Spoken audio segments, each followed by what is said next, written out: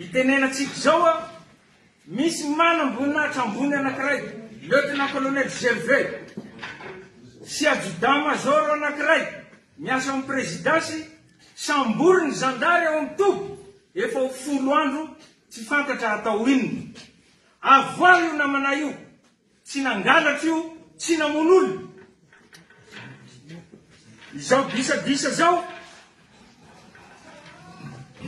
ara-sosialy sy ara-politika zao dia efa tany amin'ny taona 3 sy 4 efa niseho tamin'ny andron'ny kolektifa 1 fa noho tsy fandraisantsika andraisitra tamin'izany fa aleon'ireo lehibentsika nanampy ny mpitondra ka nanambotra sy nanagadra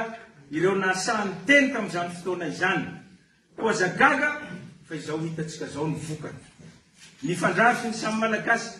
potika ny firenena miamafy ny tsy fandriam-pahalemana mitombo nisan'ny tsy anasa halika lasa firenena nisan'ny mahantra eran-tany i Madagasikara tsy manao ny asantsika itsony isika miaramila fa zary misy olelaka ka aleotsika misafidy ny hanompo tsy hanaraka baiko tsy ara-dalàna toy izay hiaro ny vahoaka sy ny fananana nitranga izany ny aliny alakamisy 5 septambra sy zoma 4 septambra farany teo ary mbola mitohy izy io eny Ankianjely ny fikasia tanana ny fandrantrana ireo mpianatra tanora mba mitaky ny zona tadidio fa isika miaramila zandary ary polisy dia nivoaka avy eny amin'ny fiarahamonina ary mbola hiverina eny amin'ny fiarahamonina eny ny fianakaviantsika eny ny zanatsika no mianatra ka fotoana izao hijorona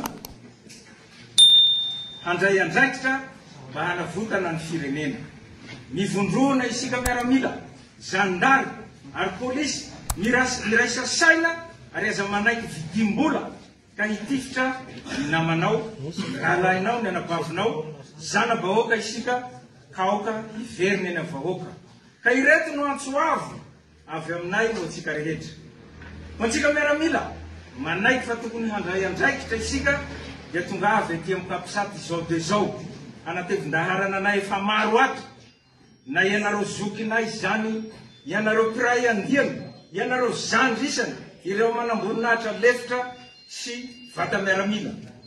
toy izany koa ianareo zandary sy polisy izay afaka manao fanambarana manotrona izao ataonay izao dia manaova fanambarana hampisehoana fa pirahalahy mianala isika ka tsy zarazaray ny vola raiso ny vola fa adala tompo moa volatsika ihany iny no anajanitsika io e fa aza miala amin'ny be sy ny maro